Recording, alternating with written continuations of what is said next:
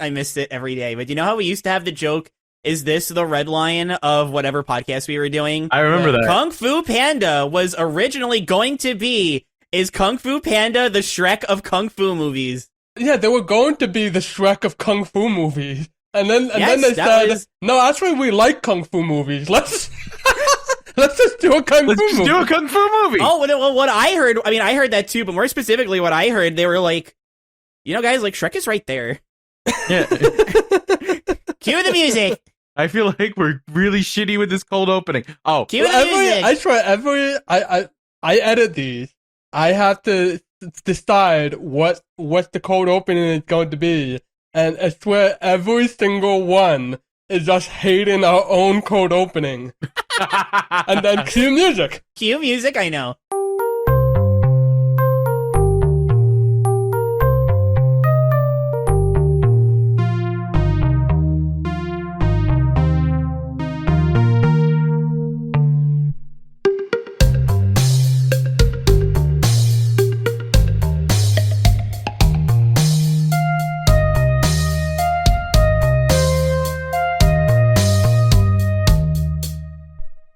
I will say, anyone in the mood for noodles?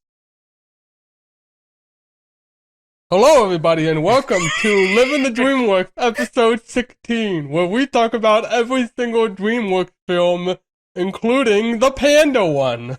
Which the Panda ones. I'm about to say ones. Ones.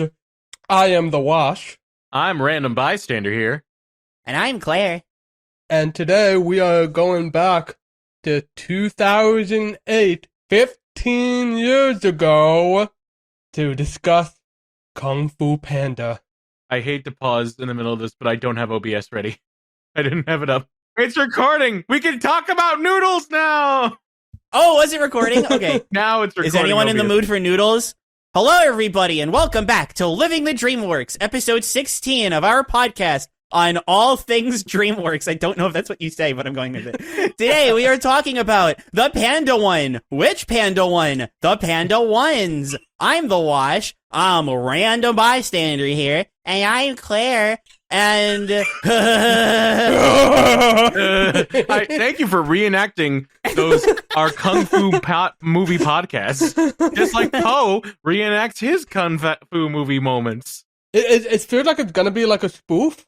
Yeah, and then the movie was just like, nah, let's actually take this seriously. Yeah, let's actually make a story about Kung Fu. Yeah, I'll say this real quick. 2008, 15 years ago.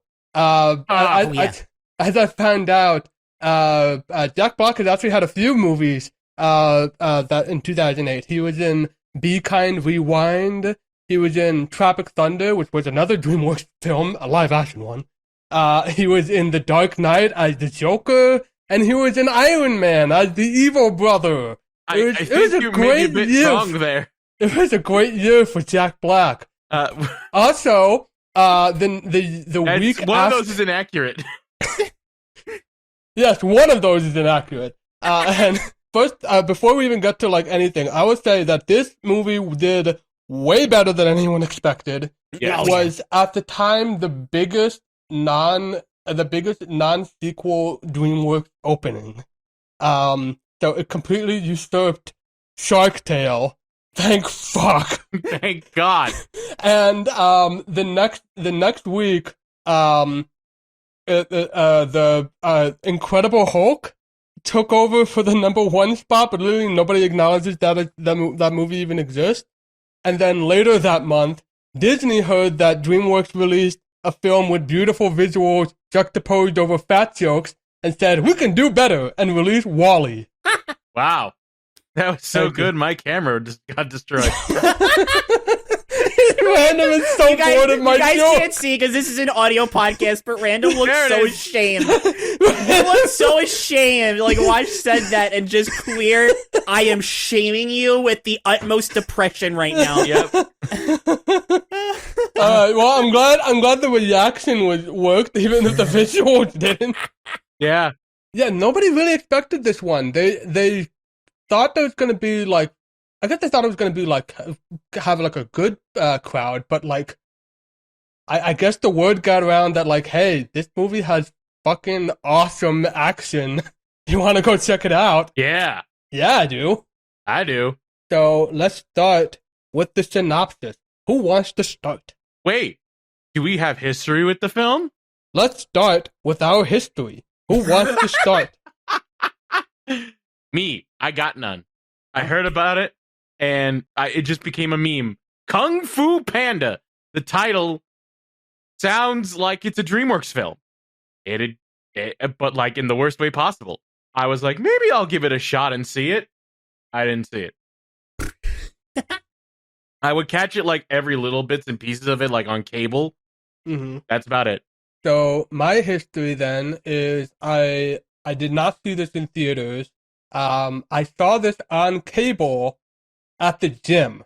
It was in college. I was at the gym, and on TV they happened to be playing Kung Fu Panda, and rather than like, I think I was like doing my workout at first while watching it, but then at a certain point I just sat down and just watched it. And like it's a TV that's like, I don't know if you've been to these kind of gyms, but it's like the TV is like way high up. You don't get a very good view of the movie because it's kind of small. But I just kind of just sat down and just like, I just enjoyed the movie and just kind of like took everything in. I don't know that I saw this a second time, but when I watched it again, I was like, this feels way too familiar. Like I watched it like 5 times or something. I don't get why. Maybe it's just because like there's so many images in it that like really made an impression with me. I was too lazy to work out trying to watch Kung Fu Panda. How appropriate. I was gonna say. Yeah. If someone else didn't say it, I would. So I have a little bit more, not much. I hadn't really. So, like most people, when the movie came, I've talked about this on the podcast before, but 2008 was towards the tail end of my. These movies are for kids. I'm not a stupid kid. I'm a pimple-infused teenager. So I was, not in the mood for any of these ding-dang-gum Disney movies. Why would I want to watch a Disney movie like Kung Fu Panda? I was hoping to get a reaction out of that, maybe of anger. I don't know. Oh God! The joke went over my head. Anyway, so I didn't watch it, and then years later, in my recommendeds, I saw a clip of Kung Fu Panda. I was bored, and I never actually watched this movie because when it came out, I wasn't in the mood for animation. So let's give it a look-see, and I was very impressed. But I didn't really do anything from there, and then I started falling down the DreamWorks rabbit hole a couple years even later. Just videos about DreamWorks, and all of them were like, oh, Kung Fu Panda this, Kung Fu Panda that. So I did give it a watch, and I was a big fan of it. I remember leaving going, wow. I mean, I knew this was a good movie, but I cried 3 times. That's more than I expected. And then when I watched the movie today, I cried 5. Not today, it was yesterday. No, it was Sunday. Oh my God. Can you tell it's been a while? Yes. But that's my history. Now then, who would like to do the plot synopsis? I'll do the plot synopsis. You do the plot synopsis. You do the plot synopsis. Kung Fu Panda takes place in China with our main character, Po the Panda, voiced by Jack Black, as we heard before. He is a huge fan of the Furious Five, a group of martial artists who excel in Kung Fu, different Kung Fu styles, such as the mantis, the tiger, the crane, stuff like that. He's a big fan of them, but he has to work at a noodle shop with his dad, and Po gets an opportunity to see who will become the Dragon Warrior, and unbeknownst to his dad, who assumes he wants to run the noodle shop due to a dream that he had, he goes to see who will become the Dragon Warrior, and through what he believes to be a misunderstanding, but what Master Oogway deems to be his destiny, Po is chosen to become the Dragon Warrior. And while everybody has mixed feelings about this, Po does need to become the Dragon Warrior because the ferocious villain, Tai Lung, has escaped from prison and is on his way to resolve some unresolved business with Master Shifu, who has now taken in Po, as well as the other ones of the Furious Five. Now it is a battle against the clock to see if Po can train to become a proper dragon warrior in time for Tai Lung, or if this panda will not amount to anything, as everybody believes that he won't. This is an interesting one because the plot isn't funny. Like, on paper, this is not. It's in fact, not only is the plot very straight, very straight edge, but when Poe isn't on screen, it's barely a comedy. At all. Yeah, I'm trying to think of how many times I laughed when Poe wasn't involved. I could think of a couple, but we're talking maybe a combined minute of a 90-plus minute movie. Yeah. Like, all I can think of is maybe the prison scene with the goose bird reacting to the, just being terrified of Tai Lung. Can we run now? Yes. That was funny. That was really funny. Yes. I mean, it's not even, a big laugh just because the scene is so emotional, but, when Shifu was talking about things you can control about a peach tree, and he, hits the tree, and the peaches fall, and one of them lands on his head, and Oogway goes, eh. Yeah, I don't know. I mean, maybe it's just because it's Oogway. We'll talk about Oogway, but maybe it's just because it's Oogway, but that did kind of get a laugh out of me. It was very integrated very well into an otherwise huge scene. Oh my god, yes. Also, I feel like all the funniest moments without Poe is with Oogway, because there's also the interaction where Sifu runs up and said, Master, I have bad news. There is no bad news. There is only news. No, there is no good or bad. No, Tai Lung has escaped. And he's like, that is bad news.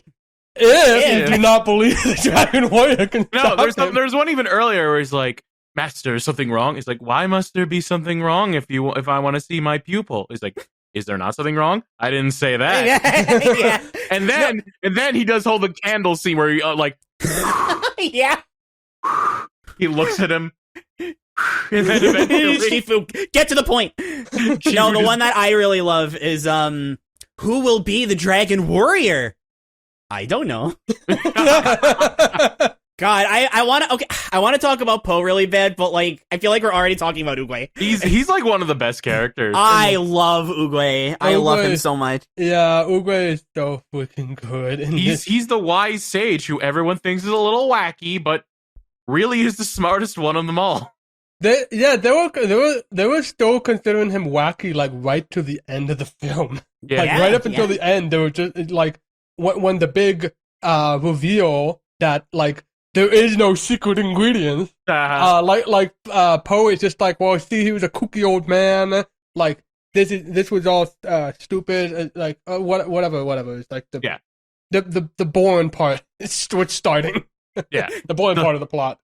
Anyway, but even then, he does strike a nice balance of humor with wise and serious moments, because people respect Oogway. He is the elder of the whole thing. He's patient. That's his greatest virtue. Is that he when Poe is just dishing out and he's just nodding his head. It's yeah. He's sometimes agreeing with him with some of his some of the. You should have seen the Furious 5 today. They hated me. Probably. Yeah, exactly. He's not bullshitting him. He's just listening. He's trying to be a good grandmaster. And it's so refreshing. To have a mentor character who doesn't he says you're the chosen one, but also he's not bullshitting you. He's not super serious all the time. He just offers and he offers good advice. My favorite quote of the entire movie, words that I live by every day. Yesterday is history. Tomorrow is a mystery, but today is a gift. That's why we call it the present. I fucking love that quote. Best line, best line of DreamWorks so far. That's gonna be. I'll take it over. You to Panda. We could have had you to Panda. We could have had you to Panda if this came out last year. Yeah. Last year. It's weird. This already feels like a dividing line, even though we're immediately gonna get Madagascar 2. But this already feels like a dividing line for DreamWorks, because it's I've had to rush my research, but I did see that the one of the co-directors was talking about how we mentioned it before. Like they were originally going to do Kung Fu Shrek. They had like a new goal. Let's make the most beautiful DreamWorks movie. If a kung fu movie was like gorgeously animated and funny, I know they still wanted to make it funny. That was still like a goal of theirs, which I mean they kind of succeeded. Yeah, they are like inspired by like actual like kung fu comedies. Like Jackie Chan shows up in this movie. Yes. He's the monkey. You got Jackie Chan. You got Seth Rogen. You got David Cross. Yeah. We'll talk about him. But it was like I was talking about Divided Line because it's suddenly a DreamWorks movie that's actually taken itself seriously. Yeah, which we haven't had since Prince of Egypt. Yeah. Like the very first one, or what was supposed to be the very first one. I don't know. I think I know what you mean by that, but I would still say that like at least Shrek 2 took itself seriously enough. Yeah, I think that's where it's like totally serious doesn't have an angle of. Yeah, I mean, if you're talking about like less of a comedy than a different kind of movie, then sure.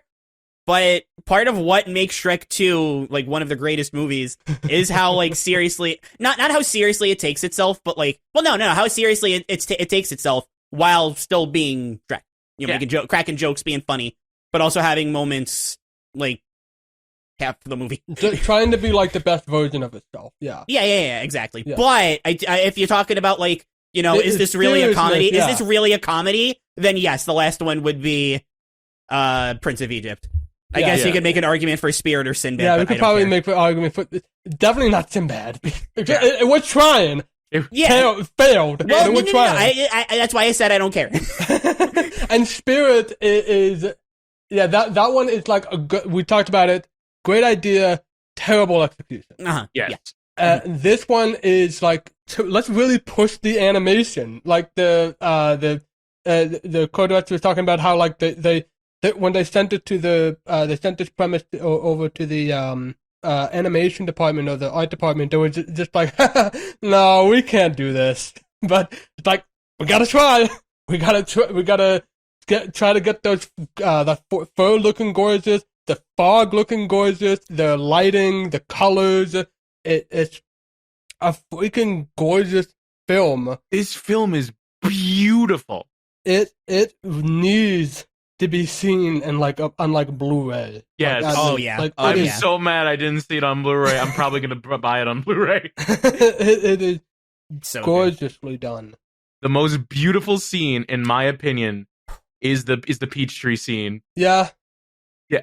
It's fuck it. Can we talk about it now? Fuck it. Yeah, no. Okay. All right. I'll open this with I would say a bold statement. This looks not better, way better than the burning bush from Prince of Egypt. I will go that far. You know what? 100% agree. Yeah. I agree. Yeah. I like that. That was like the high bar. That really was the high bar. But, I mean, it's still a high bar. It's not the high bar anymore. It's still a high bar. But yeah. I'll jump very quickly to it. Oogway's death. Yeah. Oh my god.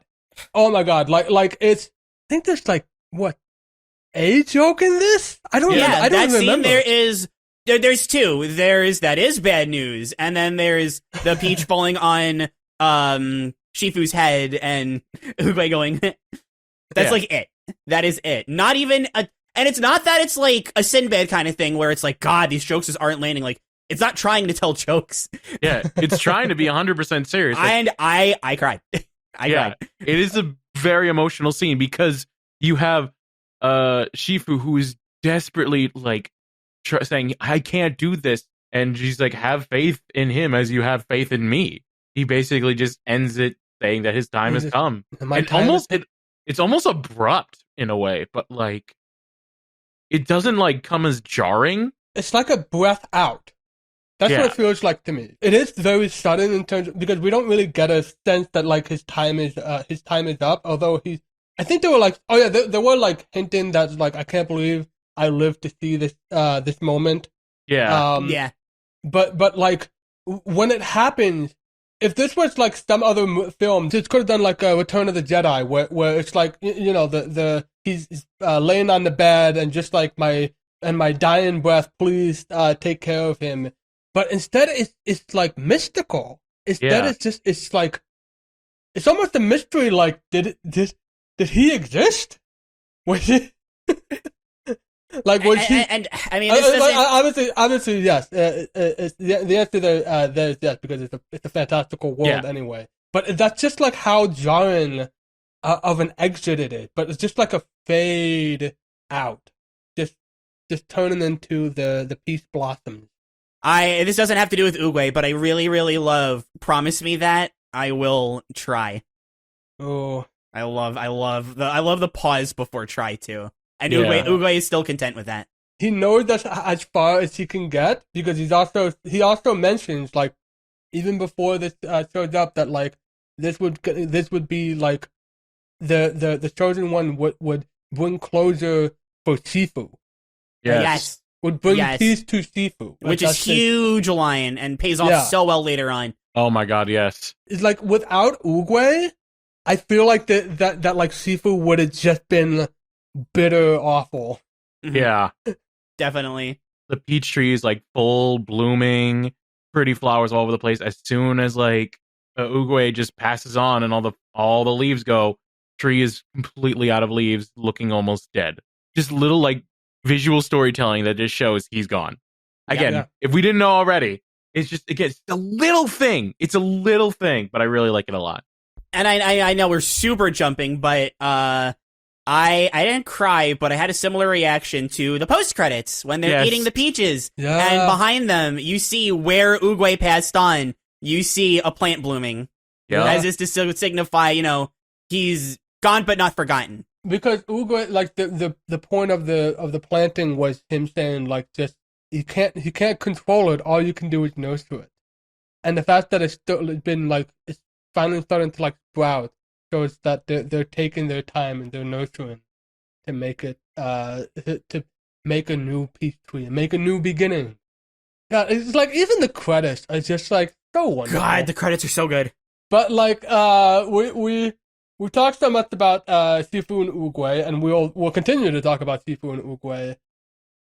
Let's start with Po. He has a hell of an opening with the whole 2D anime. Animation. Oh god, this was like, I mean, it's not for nearly as much of the movie, but this is like reverse Prince of Egypt, El Dorado. Well, no, we'll just say Prince of Egypt because it actually looks good. This is reverse Prince of Egypt with like, that was a 2D movie with CG helping out. This felt like, it was a CG movie and the 2D was helping out. And I know this is something I know Kung Fu Panda 2 does better, but just in this opening, it's so good. Yes, so good. So good. It's got that like the Jack Black idiosyncrasies of just like talking everything about like awesomeness. We should hang out. That was a great joke. Yeah, we should hang out. The Furious Five showed up and Monkey's like, we should hang out sometime. I agree. But hanging out would have to wait. Yeah. Oh yeah. I just like how it's for the most part he does it pretty straight, and then he comes out with lines like, we should hang out, I agree. It really does. It's comedy that actually kind of catches you off guard in a fun way. The Dragon Master said nothing because he was still eating. Then he swallowed, and then he said, enough talk, let's fight. I know he said this is like barely a comedy unless Poe is on screen, and like, I don't think Poe is hilarious. I do think he's charming and funny though. Yeah, I agree. I agree that he's not like hilarious. I think some of it is how like Poe is handled, especially like at the start of the film. Mm-hmm. Like I mentioned Wally earlier. You know where I'm going with that. But I definitely agree that like I know that like they were originally planning to make Poe more like cocky, and I guess it was gonna be like the comedy of it that like he's a fat panda who doesn't know any better and just thinks he does and gets his comeuppance.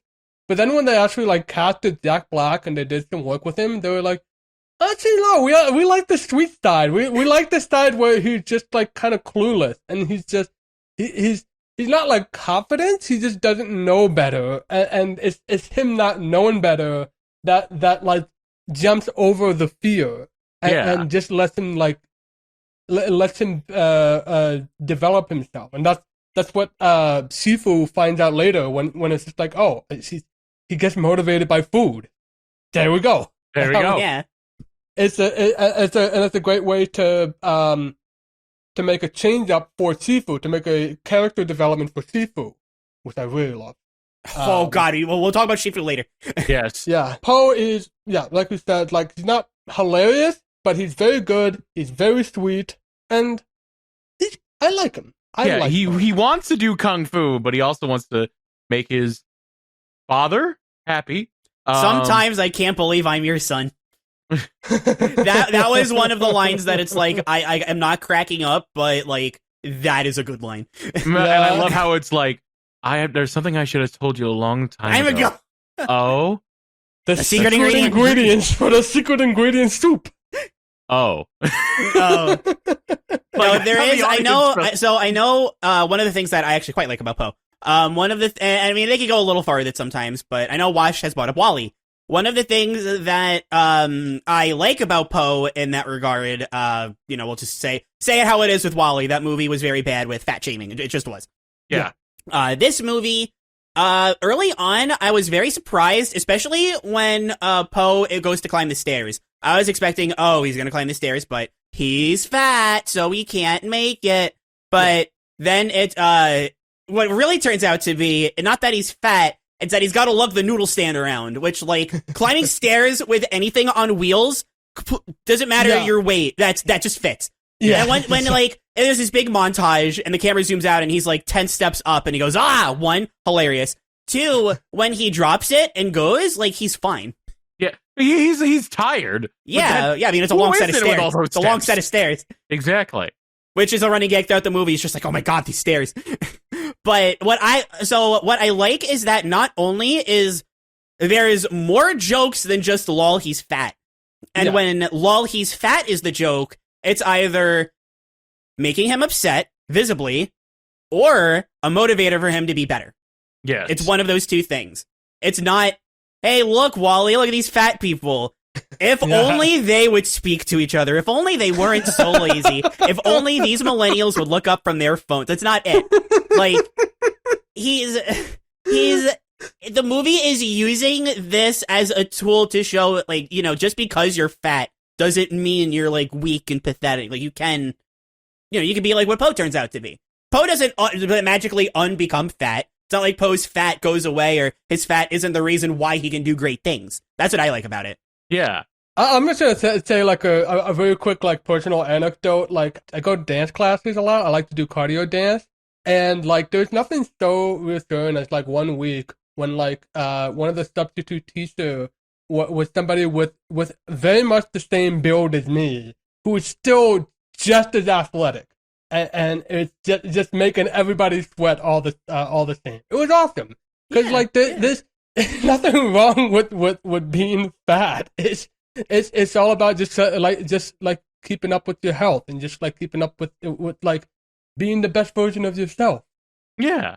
So it actually becomes believable, if still comical, that like he uses that to beat up on Tai Lung with all those boing sound effects playing over and over again. Yep. I'll describe we'll get to that climax later. I'm saying that as an example. Yeah. I thought I was worried at first that I wasn't gonna like Poe a lot because the opening, I'm not gonna lie, it felt more the cocky side, but yeah, we do see his sweet side. We do see how he interacts with his father. We do see how he wants to try and be the war. He wants to learn kung fu because that's something he's been passionate about since God knows when. He knows about the Furious Five. He has action figures of them. Like, he knows about the Wuxi, what's it called? The Wuxi finger lock. Oh, with the pinky, yeah. The pinky, yeah. It's like, and I love how that's foreshadowed and that's foreshadowing. Yeah, Shifu basically just like does it to him as like a listen, this is how it's gonna fucking work. Yeah. And it's a good way for him to be like, oh god, I mean, he means business. Oh my god, the gag, well, gag's plural, but the vase of the lost souls or whatever it was. When it just, But he every thinks, time like, it moves. so it starts with, like, he thinks he's talking to the vase, but then it turns out Shifu is out of sight. He's behind me, isn't he? But actually funny.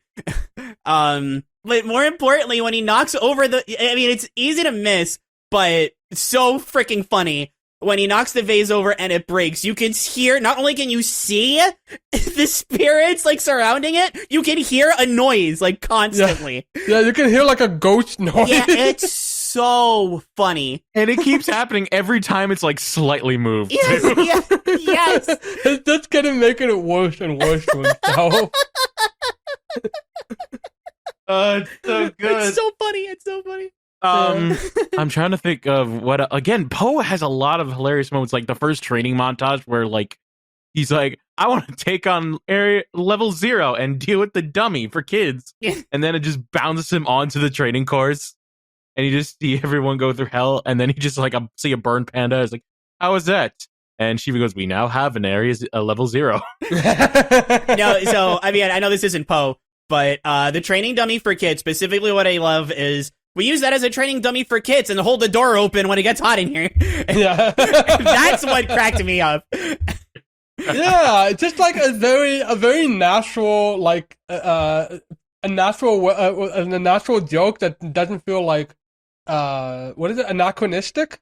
Like it fits the timeline. Like Yeah. and that's something we barely even talked about, like the ancient Chinese, like, scenery in this. Like, It's gorgeous. We talked about that a lot. We can talk about that all day. We really can. But I guess if we're going to talk about Poe, then we should talk about the other half of Poe, the more serious scenes involving him. Yes. He has a decent amount. Like, what is the first one, do you think? Well, executed well. So if we're just talking about, like, normal, I would say it's at the start of the movie when he's talking to his dad about the dream that he had. And there's no real jokes there. It's a bit more, you get to see inside Poe, like, how his like, inner turmoil of, do I make my dad happy and run the shop, or do I follow my dreams and become a kung fu master? It's nothing, like, incredible, but, like, it counts. If we're talking, like, executed fantastic is when, after the first day, everybody's making fun of him for being fat, and he feels really bad about it. He enters in Crane's room, and after, man. It's like, it's not funny and it's not played to be funny, but it's like, he's trying to be charming and fun, right? But it's just not working. And then Crane says, you don't belong here.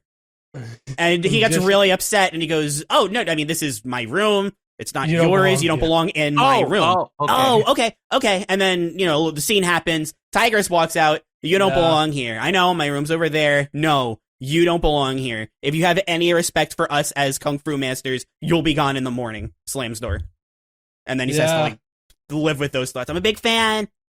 Like, that whole scene. I know I just went over the whole scene, but that fantastic. I love how it turns a joke into a serious moment. Yes. Yeah. That's very hard to do. Very hard. For fucking DreamWorks. DreamWorks had some problems with that, with, like, trying to balance itself out. Yes. And I think after that, does it lead to the peach scene? And I think that... Yeah, that's when he goes outside to calm his nerves, I guess. Oh, and that's... Well, okay, so it does lead to a peach tree scene, but not Oogway's passing. It's, you eat when you're stressed. Stressed? Yeah. Oh, I'm sorry, I thought these were just regular peach tree. Specifically what leads into yesterday's history. Tomorrow is a mystery. Today is a gift. That's why we call it the present. Which I know he said it, but it's the best line in the movie. So. And yeah, he does keep improving. He does, or at least he tries. Him. It actually works and motivates him. Yeah. Yeah, and everyone thinks he's quit, but no, he's already training. He's stuck, but he's been training, and then he actually, like, fights everybody and tries his best. He gets thrashed, but he's like, "Yeah, come on, I can take it." Because he's just happy to be there. He wants to learn. Realizes that, like, I can prove them wrong. Just got to keep trying. Yeah. He's still, like, a geek about the whole thing, too. Like, when he first gets into the, whichever temple, I don't remember, but it's like, he's like geeking out about all the things, like the invisible sword. And then he walks up and it's like, oh man, I've only seen paintings of this painting. Yeah. That line I loved. You're fantastic. I laughed a lot too. I think the crane scene is like, at least that interaction, I think it's still supposed to be funny, and like the payoff is like, no, you don't belong here. This is my room. I like David Cross in some stuff. I don't know about him in this one. I like his voice. Yeah, I like his voice too. We'll get. I feel like we could cover the whole. Honestly, we could just not. When we're done with Poe, we could just knock out the series. Furious 5. Furious 5 in like one that's go. Fair. Okay, that's fair. Okay. In that case,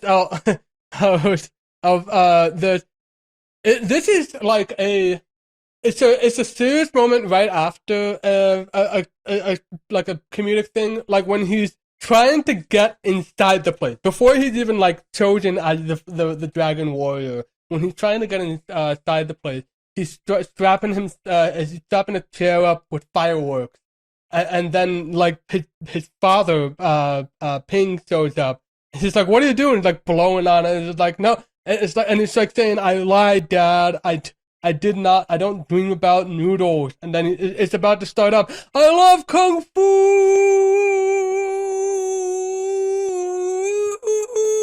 And it's not doing anything. And then it's just like, come on, let's get back to the show. It's just like, come on, let's just go back to noodles. It's like, oh, that sucks.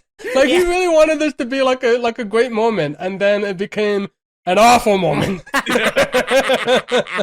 One scene that I really like, and it's between him and Shifu, is like when Tai Lung, they find out, and Shifu says everyone that Tai Lung broke from prison, and then afterwards they have a scene outside where it's like Poe tries to leave, and Shifu stops him, oddly enough, because he trusts his master at this point. Like he's got to do it. He has no other option. And then they're just like, at one point, Poe just asks, "How are you going to get this become the Dragon Warrior?" And he literally just goes, "I don't know." And it's a really powerful scene. Yeah. Sorry to interrupt. You're missing the crucial context of that scene. It isn't just, how are you going to make me the Dragon Warrior? It's, you can't run. You have to fulfill your destiny. Come on. You don't think I'm the Dragon Warrior. I didn't, but I believe it now. Yeah, right. You've been trying to get rid of me since the very beginning. Well, if you knew, then why didn't you quit? I didn't quit because, yeah, it hurt what you did and what you said, but it didn't hurt nearly as much as being me every day. Yeah. And you think you can make what I am and who I am the Dragon Warrior? How are you gonna do it? Huh? I don't know. Yeah, that's what I thought. That. Like, Poe doesn't leave. No. They just kind of have to, like, sit and think about what they just said. Exactly. The Furious 5 leave, but that's another great that's action a scene, but we'll talk about that. Then Shifu discovers the food motivator. How Poe will just do a perfect split and just go walk on walls and just do kung fu things if he doesn't think about it. And he just thinks about food. When you focus, you stink. Yes. When you focus, you stink. That is a very, very common thing you're gonna hear in not just kung fu, but like a lot of things when you gotta practice out, is that like you can't think about it. You have to just do it. Yeah. You have to find your motivator, like what Poe does. Yeah. But I also really like that.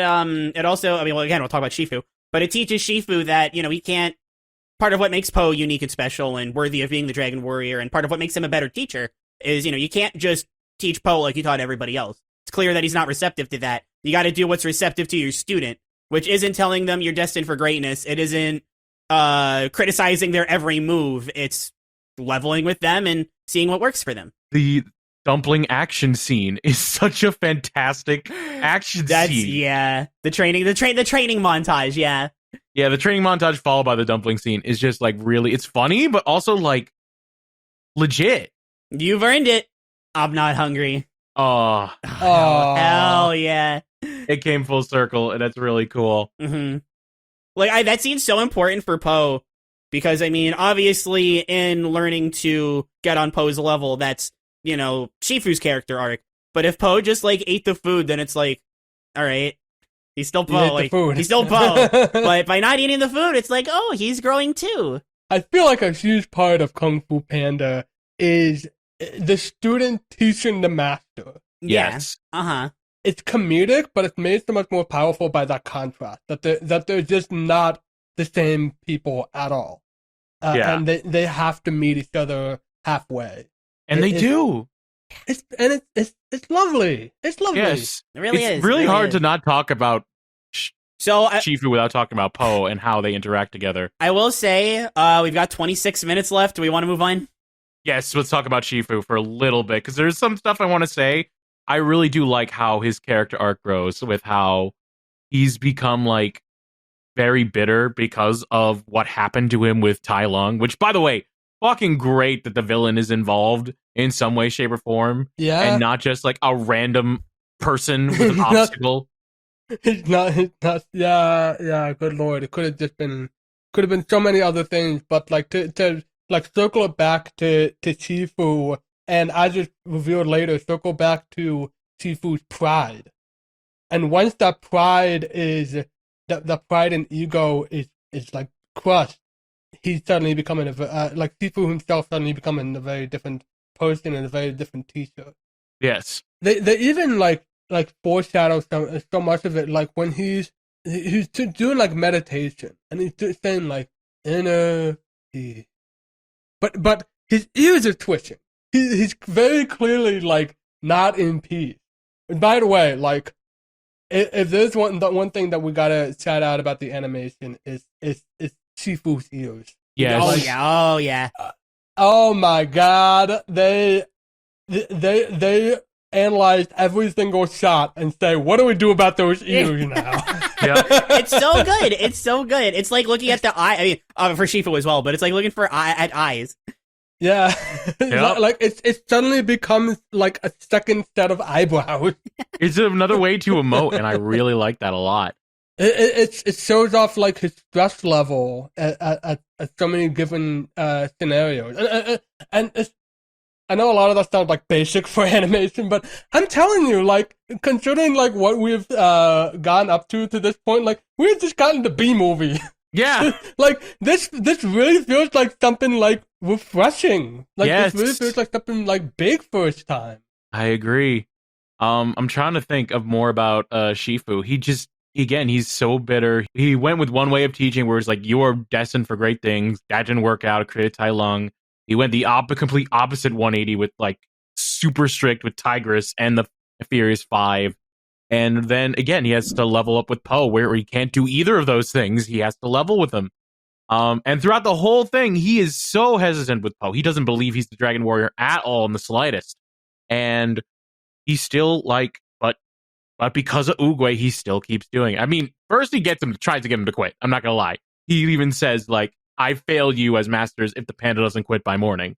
Yeah. It's not subtle what he's trying to do. Exactly. Literally saying out loud what he's going to do. Mm-hmm. Yeah. But just to see him change and just be proud of Poe is just so nice. I mean, it's small and the movie doesn't highlight much of it, but when he doesn't say this to Poe, he's specifically addressing the Furious Five. He says, you five are some of the best students I've ever had, and I'm very proud of you all.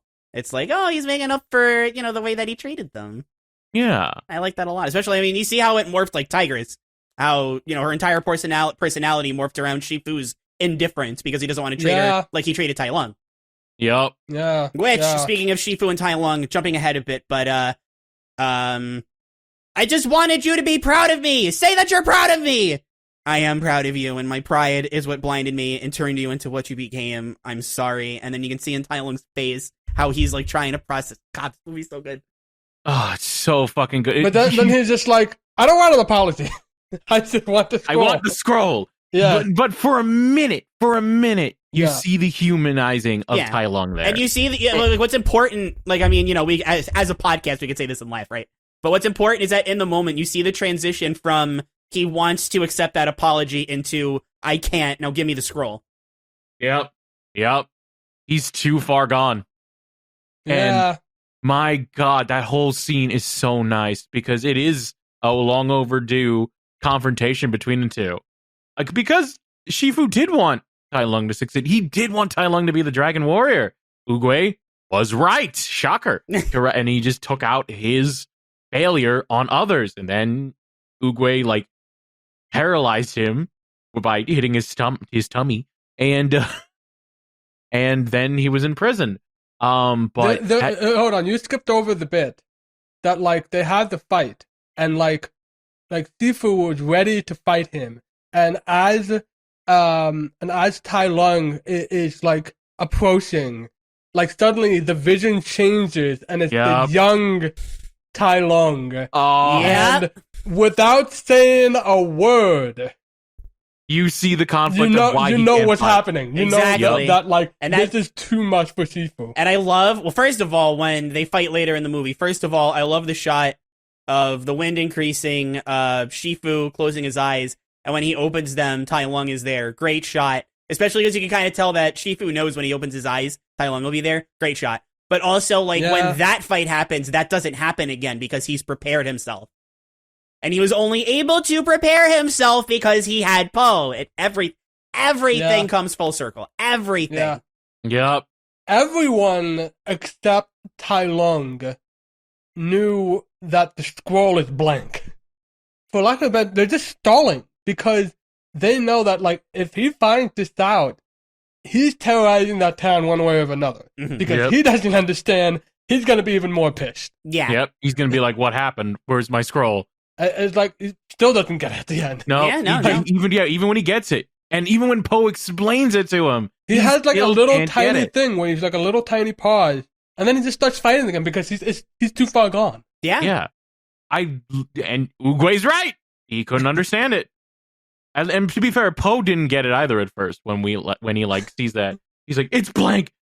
In a funny moment. Like, no, I'm forbidden to look upon. Fantastic. Yeah, that's great. That's great stuff. And then, like, he's sad. Like, there's like a villager saying, like, look, it's the Dragon Warrior. And then he just has a heart-to-heart with his dad. And that's when we got there is no secret ingredient. Such a fucking good reveal. It's a great payoff for, like, a simple thing that they talked about at the start. Like, they mentioned it a couple of times. It's like, oh, I could never get... If only I had that secret ingredient, then my soup would be better. Everybody's just saying, like, no, this is still, like, the soup awesome. Is great. Yeah, it's the soup is great. Like they don't see it any other way, but for him, it's like, it's not the same as the special soup. Yeah, but you should try my dad's special ingredient soup. But it's in his mind that the soup is so special. And it lets him jack up the prices, I'm sure. There is no secret ingredient. It's just you. It's just you. Yeah. Ping isn't even, like, trying to be inspirational. He's just like trying to be funny almost. Yeah. He's just like, nah. It's just you. No, I just wanted to mess with you. I better learn to say it, not spray it. Goodness. Before we talk about Tai Lung and the action scene, can we just talk about the I almost said the Fiendish Five. What is the Sly Cooper? Well, okay. No, before we talk about them, because I want to keep the good train going a little while longer. So that scene, it's not related to Poe. It's related to Poe's dad, which, I mean, we can talk about him. This is another scene I cried at with the knowledge that it's a bit more personal for me. I have great parents, and I know there are a lot of people out there that don't, so when I see good parents, it reminds me that it's very emotional over it. When Poe gets back home, his dad is cleaning up shop to leave, and Poe goes, "Hey, Dad." His dad turns around, and you can kind of see that Poe is, like, ready for some disappointment, like, you left the shop or whatever. And he just runs up to him, and he says, Poe, gives him a huge hug and says, "I'm so glad you're back." Aw, yeah, he's a good dad. I love him. I love him. Great design, great voice. God, great everything. What makes that bit, like, funny is that, like, he's still, like, you can tell that he's a loving dad, and he's still a business dad, because, like, he lets go of the hug, and he always weighing an 8 point. Yeah. We'll get a shop that you can actually stand in now. Yeah, you can actually stand in now. You can stand in the kitchen this time. James Hong, we already talked about him in Turning Red. He's in a million things. He's like one of the most prolific actors ever. Yes. And like he's just having a ball with this character, just being like adorable. Just so adorable as a dad. Love him. Yeah. All right. Do we want to talk about Furious 5? Let's do it. Furious 5. Okay. They exist. Tigress. They exist. AKA They Tigress exist, and the yeah. Animals. That's literally it. Even Tigress, like, I mean, she's more there, I agree. She's But there. that's it. They're there for the action scenes, which they are all kick ass in. They all are great in the action scenes. As characters, I could, It- considering the voice, I could have hated Mantis more. yes. Oh my god. That's true. That like when they're fighting Tai Lung, and this is another thing where it's like there's almost no jokes in this, but one of the only jokes in this is like they're all trying to like hold on to the bridge, and like one by one they get on, and Mantis is just like, I'll take it, and then he takes the rope. It's like, oh, why did I do that? There's this tiny This little bug trying to this hold tiny his bug, giant yeah. legs I together. think that's one. It's not laugh funny, but it's one of the funniest things about the movie. That a Mantis, not that he tries, it's that he can. That's where the thing, comedy yeah. is for me. It's so funny. It's already set up like the message of like being a kung fu master, no matter your size. Yeah. You're never too big or too small to be a kung fu master. That's lovely. That's about all I can say about him. Mandis even says, "Who am I to judge someone based on their size?" Yeah. It's like Which is a humility. It's a rare line of humility you would hear from a Seth Rogen voiced character. especially when like he was already doing fat jokes earlier. Yeah. Yeah. Yeah, I don't know. For me, except for the dinner scene where they try post soup, the Furious 5 are there. Interchangeable. Yeah. Uh-huh. Yeah. Like if you took out like the physical characteristics, like the most I could say is that like Viper is the one that's like that actually seems a lot more patient. When everybody's like making jokes, like she's the one that's saying like he's gonna hurt himself. Like this isn't good. This isn't a good idea. Yeah. Like it's a low key judgmental, but like she's saying this because it's like she cares about him. Yeah. She cares about. It's clear that she's very patient, and she's one of the first ones that's actually like talking to him as a person. Outside of that, like Crane is David Cross. The Mantis is Seth Rogen. It is cool that they got Monkey. Jackie Chan. That is cool. They didn't do much. They did with nothing it. with him. They did nothing with him. anything. They did nothing with him. Nothing. I was waiting for something, but like literally the only thing that he exists for is for like Poe to shit on him, make his life worse. Like And like steal his cookies. like stealing his cookies. Don't tell like, Monkey. Don't tell Monkey. Stealing his cookie, punching a hole in his wall. Okay. It's just Super fast.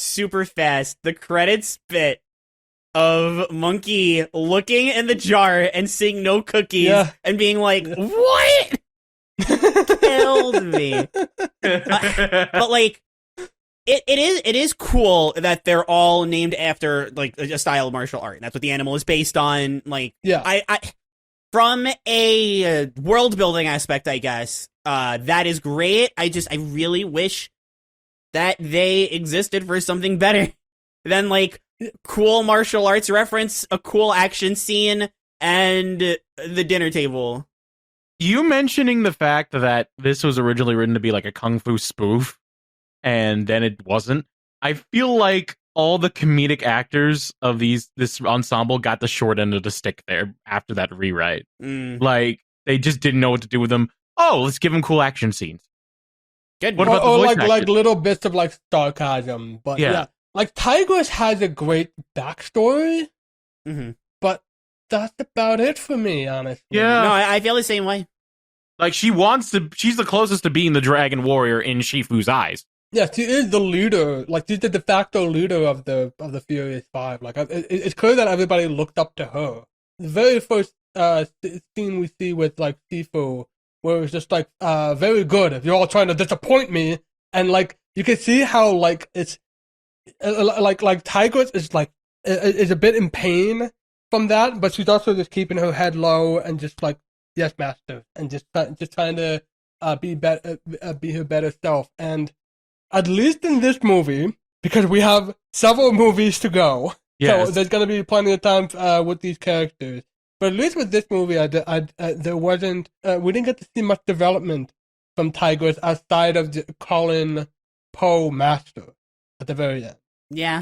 And even then, like I was just like, well, no, that kind of defeats the point, doesn't it? One, I think it defeats the point. Two, why is she calling him man? Like, Shifu is because they're that replaceable. Shifu is really the only one that knows about Poe's growth, because the Furious Five are out are off fighting Tai Lung. They don't know anything about how much better Poe is becoming. Shifu knows, and that's why Shifu is like, no, the panda will do it. He's ready. Why are the Furious Five just kind of like, oh yeah, sure? Why are they not like, are you like insane? Are you like Oogway old dude? they just like, they take it, and it's like, you don't matter. Yeah, that's true. I think that is jump a bit into like final thoughts, but I think the Furious Five is part of why I put this film lower than I really would have. What it was is that like it was a separate kung fu movie in the middle, like this. Like I said at the start that like it just becomes like a completely serious. It becomes barely a comedy without Poe in it, because like these guys are just really awesome. They're really awesome.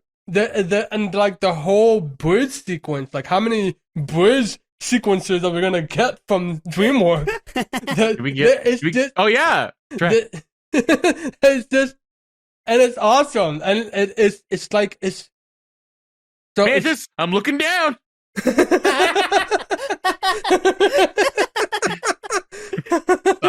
Sorry. You were saying before I don't remember what I was saying. So okay, let's talk about this, because we've got 7.5 minutes left. So let's get one last thing out of the way. I feel like I might have a hot take on this, but what are our thoughts on Tai Lung? I think he is beautifully foreshadowed and set up. Like, he immediately, you can tell he's a threat. I love the prison scenes. I think the lighting is fantastic. And just stuff. And eventually, when like all the setup of like everything can go wrong, and it turns out it's a feather from the messenger of Shifu, that Shifu sent, that it causes him to be free. Which the proves Oogway right once again. That a lot of what's the quote basically being like, people people who try to escape their destiny are like doomed to face it, or something along or those doomed lines. to follow it, or something like that. Yeah. It's the guy's ego specifically. He whacks the messenger and gets the feather out, and it's that causes like all of this to go south. Yep.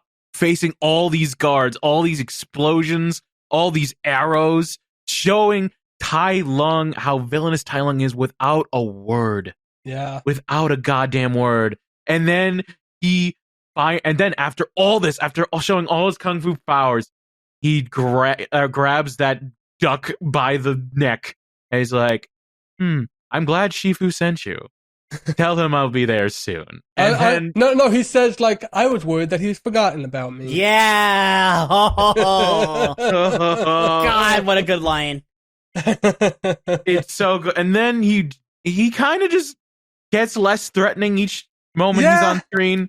But see, like, that fucking scene, though. So here's my thing. Like, the bridge is just such a well choreographed scene, and Tai Lung just does so much insane stuff. Fine. I'm okay with it. It's no problems. Shows up to fight Shifu. The emotions are some of the highest that the movie gets. Like, yeah, I guess you could argue that, Tai Lung, just barely managing to get it out over Shifu at the end makes him a little less intimidating, but like the emotions are so high. Like, it's fine. And then Poe shows up. It turns into a Looney Tunes kung And fu scene. I know I'm the one that's always like, oh, I like comedy more than anything, but like the movie just completely lost me at that point. Yeah. It completely lost me. You've made this super threatening villain into a buffoon. Yep. Like he looked incompetent. My favorite line of this is when he's like, oh god, come on, Poe, think, and he pictures the dragon scroll as a cookie, and then he just goes to get it, and then Tai Lung's like, he's using the powers of the Dragon Warrior. The scroll has given him power. No! Great no. Yeah, it's a great no, but like, are you kidding me? Like, this is a guy that like he literally climbed, falling like falling stalagmites or stalactites. And it's just, and you know how he get. I'm gonna make the joke before Watch does. He gets beaten the same way Bubble Bass is beaten. He tries to punch Poe with his little like knockout like punch in the stomach, which, by the way, really cool and threatening that he shows it off against the Furious Five. But the fact that Poe is big belly. Bubble Bass, Flash the Flounder. I was like, Flounder. what are you talking about? Bubble Bass?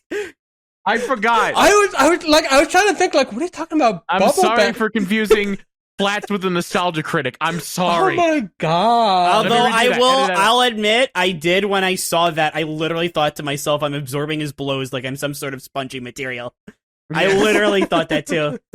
That's literally what I thought of. And like, I get it, because you can't have Poe beat Tai Lung in traditional martial arts, because he can't do it. He has to beat Tai Lung in his own unique way. That's the point of the movie.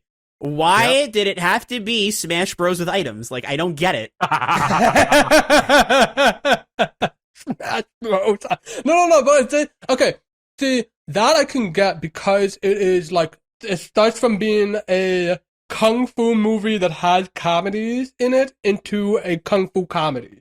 Because like so much of, for instance, Jackie Chan, so much of his fight stuff is just like, what if he just had a prison door and he just started like slamming his baddies back and forth, or using like a dentist chair to like fuck people up, or just use a ladder, just swing this ladder around and just get to like kooky shit like that.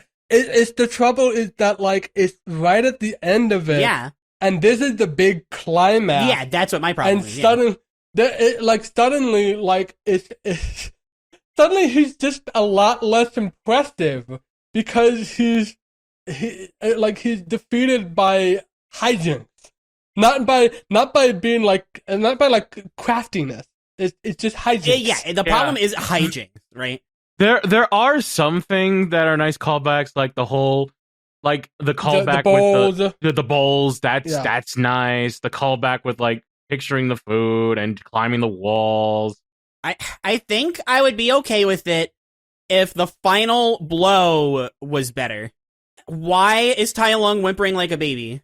Because it's the Shifu thing that even Poe was afraid of from the beginning. So why is the fiercest warrior in all of China a babbling child? Because he doesn't want the apology, he wants the scroll, and he is a baby if you think about it. No, no, because he like. I mean, he's immature. Yeah, he's immature. There's a difference between immature and baby. Like, I don't even mind the callback so much, but what it did to Tai Lung, like, it just makes me like the movie less. What happened to Tai Lung? We don't know. Did he evaporate? Is he dead? Apparently there was a cleanup afterwards. How did that go? I think it's implied that he's dead. It's like the finger lock of death, whatever it was. It's just like he exploded. He went the way of Oogway, but like worse. Yeah. In a bad way. All right, although if we are going to talk about the end of the movie and something that I did like about it, well, two things. One, when Poe runs up to Shifu, and Shifu's just like all kind of like Oogway in a matter of speaking, just like how like he fully found his inner peace, and he just sounds so much softer, so much nicer. There is a good gag with "I'm not dying, I've just found my peace." That is nice, but what I love is afterwards, Poe and Shifu lie down together, Poe is very obviously bored. He goes, "Want to grab a bite to eat? There's a beat." Yeah. And then roll credits. Roll credits. That's good. That's good. It's good. You know what else is good? The timer. This movie? Well, yes, but also the timer. And to wrap it up, I will say that piece that bit, it's funny, and it also creates closure. Yes. Him finally finding his inner peace. I don't think his ears twitch. And then Poe, Poe he's still Poe. He's just like, okay, I guess I'll be here for a bit. Yeah. How you doing over there? Yeah. It's like me when I'm at yoga class. I'm just like, I'm looking at all the other students. And it's like, am I doing this right? Am I doing this right? I watch these movies with I know I said this I say this a bunch, but I watch these movies with Nico, and when he said, "You want to grab a bite to eat?" she was like, I feel like that was not part of the script. That was just like they were in the recording booth and Jack Black just said, "Want to grab a bite to eat?" And they kept it in because it was really funny. I'm like, I can see that. And one thing I'll end it on. I'm sorry, but it ends on the only pop song in the movie, covered by Jack Black. I hate that song. I love Jack Black's cover. Wait, Jack Black did that? How could you not tell? That makes it 10 times. First of all, the credits said Jack Black. Second, it's Jack Black. I wasn't paying into the words. I was paying attention to the visuals. Fair. They were great. But like, yeah, it's the only for DreamWorks, their only pop song. We did have this with some of the 2D stuff. Yeah, exactly. But that doesn't count. The not good one. After Shrek. Fair. Yeah, the Spirit, Sinbad. Okay, not all right, good. here's what I'll say to end it, and then we'll get to final thoughts, because we really don't talk about this guy enough, considering he's in, like, every DreamWorks movie. But I'm watching the credits, and I'm like, show me the composer. Composed Hans Zimmer. Let's go. Let's go. Music is fantastic. No surprise, it's Hans Zimmer. I just love saying his name at this point. Like, when he leaves DreamWorks, I'm done with this podcast. I'm done. From the very beginning, you're like, wait, is that like an Orient version of Fiona's theme? Oh my god, yeah, the whole like opening. Mm-hmm. Yeah, the logo. It's like, what? Oh shit! Well, let's go. That made me go right away. This was going to be interesting. All right. Final thoughts time. Talk about the beginning at the end. Final thoughts. Who wants to go first?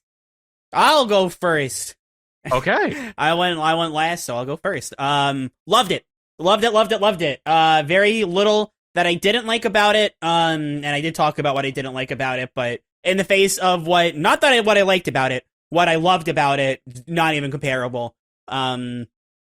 We have watched, I still stand by that, even though most of them are just comedies, quote unquote, we've watched a lot of stellar DreamWorks movies. Like, my top 5, well, okay, discounting Wallace and Gromit for obvious reasons.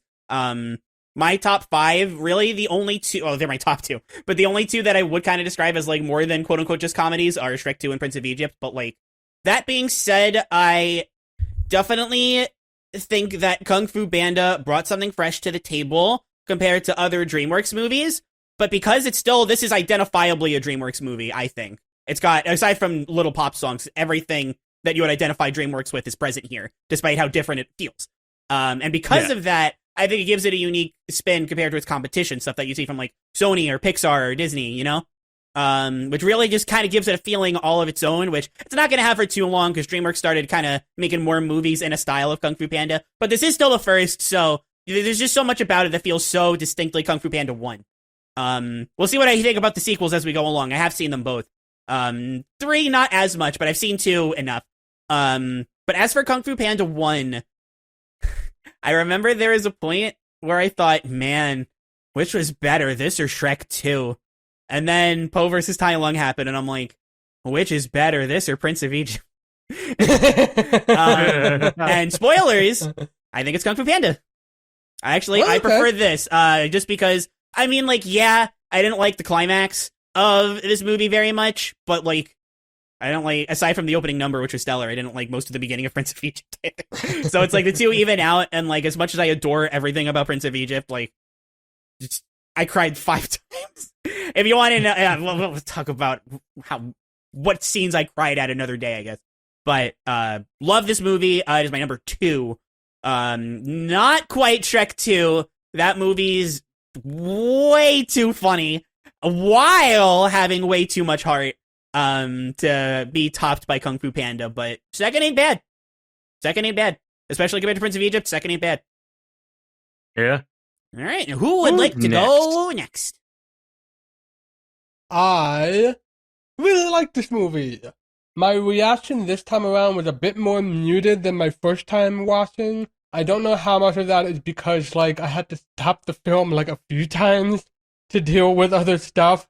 So it was like, it took me a while to finish this movie, but, I think it's ultimately, like I said, it's the Furious Five that are just, like, okay, and Tai Lung, who went from, like, a really, really threatening, interesting villain into a buffoon. This is weird for me because I've been saying so over and over and over again, when is DreamWorks gonna have, like, a really, like, strong, solid script? Like, the closest we got was, like, Shrek 2. This is, like, really damn close, but it's also it's a little bit by the numbers. Like we know a bit, like, of like, this sort of structure of this that is not a huge surprise as it goes along, but it's still, like, still really funny. It's still really, like, dazzling. It's still really heartfelt. It was just really refreshing after so many, like, comedies in a row to get another comedy that also decides to do, like really, like, long quiet moments. That's the other thing, that, like, this really takes a breath for a while, and like, especially, God, the Oogway and the Peach Tree, like, that is, wow, that's just fantastic. For my ranking, I did have to think about this. I was honestly at that point where it's like, is this better than B-movie? Wow. And I'm not sure. I said yes, this is better than B-movie. Is it better than Curse of the Were-Rabbit? I don't know. It's really close for me. I think right now I'm gonna have to just put this at number 4 because I just feel like I guess I just felt like Wallace and Gromit is just, I don't know, maybe I'm just a stupid sucker for stop motion shit. I'm watching it and I can already see, like, oh, DreamWorks is gonna have a big change here. Like, I know, and especially with, like, how successful this was. Like, they're gonna start changing things up. And, like, even, like, internally, like, the way they made this film was very different and would kind of change how they would make films in the future. And I hope that this is the indication of, no, let's actually care about story. It took care of the important characters, Po and Shifu. The rest, we'll see how they go as we go along. But the important part of master teaching the student, student teaching the master, wonderfully done. This film's good. This is really fucking good. I expected it to be funnier, like DreamWorks funnier, but I don't know. The fact that it was just like a animated kung fu movie, taken mostly serious with, like, a few jokes thrown in along the way, mostly serious, really surprised me in the best way possible. I really enjoyed it. I thought it was beautiful. I thought Po was great. I thought Shifu was great. Honestly, the climax didn't bother me that much. Maybe it was just me who's, like, waiting for expecting comedy to be like, finally, here's the DreamWorks comedy. But even then, I didn't think it was that bad. But I also love Warner Brothers slapstick, so that's me. I thought it was great. I thought that presidency with Tai Lung was freaking amazing. The action scenes are freaking amazing. The action scenes are so good they rival I Need a Hero a bit. Not as much, of course, because I Need a Hero was I Need a Hero. Yeah, that still peak cinema for me. Like, peak cinema, forget it. But, like, the fact that there's no badass Footloose pop song playing during these action scenes, freaking good. The Tai Lung scene was really fucking good. like the prison scene. It's probably one of my favorite animated action movies I've seen. Like it's one of my favorite animated action moments I could think of at the moment. That isn't Shrek 2. That's a high bar. What you can think of at the moment? I can't think of anything at the moment. But it's really fucking good. I loved a lot of the quiet moments, a lot of the storytelling. It's really it's mainly about Poe and Shifu developing, and I really, really appreciate that. It is really good. It is number 3, with Shrek 2 and Prince of Egypt being above it. Yes, it's better than B-movie for me as well. Wow. We're all in agreement. It Yes. is better than B-movie. B-movie's great, but like it's different way, and I really like it. I really thought it was great. I am a lot more excited for Kung Fu Panda 2 now. Yes, so I will say I'm gonna spoil my history with Kung Fu Panda 2 and 3. I've never seen either of them. Neither have I. But what I know is that, at least from what I've heard, is that Kung Fu Panda 2 is even better than the first one. But we'll have to find that out if that's even true. But we're gonna deal with another 2 next time. Oh boy, I just bought this movie up. There's like, hey, this sequel thing is working out. Let's do it again. Which one are we gonna do it with? Madagascar. It's fine. Actually, it's gonna be like, let's do B-movie. Wait, Jerry Seinfeld doesn't want one? Okay, let's do Madagascar. I feel like Jerry Seinfeld would want a B-movie. No, too. I think the reason is they don't want to do a B-movie sequel is because Jerry's like, what's the point? But that's besides the point. Madagascar 2, Escape to Africa. No, you're wrong. It's Madagascar Escape to Africa. Yeah, you're right. Sorry. It's okay. Just watch your mouth next time, pal. Escape to New York. Escape to San Diego. Well, I'm excited for that one for completely different reasons. But also, wash plug. If you like what you listen to, then you can check out our other audio episodes at wrk.simplecast.com. You can watch us in video form, youtube.com/WRK podcast. And be sure to post a comment, like, and subscribe, and hit the bell for updates on when the next episode comes out. Twitter.com/WRK podcast. And that will do it for me. This was a good movie. Yeah, very. It is a wild movie to just start, like, after a month-long break. Yeah, just to go back. We made a good choice. Yeah, this was... We made a good choice to, like, stop at B-movie. But we're not stopping. Again, we're just over the quarter of the way. We're almost a quarter of the way there.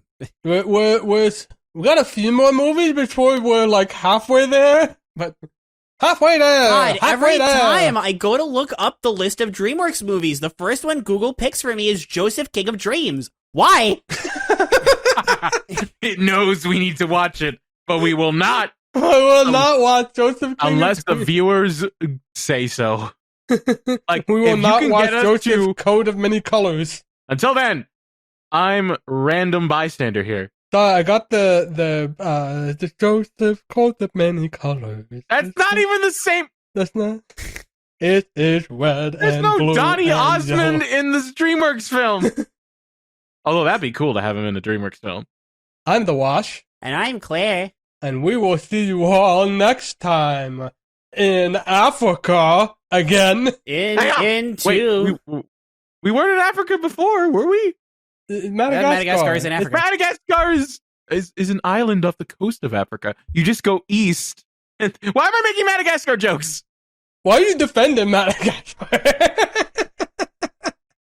Because it has San Diego. You don't have that in Kung Fu Panda. That just kind of sucks, actually. Yeah, where's San Diego? Where's San Well, Diego? this sucks. We already ended the Madagascar episode with, well, this sucks. We can't do it again. Well, bye! Hey, the thing is, we can't control what this movie becomes. No matter what, it will always be a peach. Bye! Bye. At least I tried.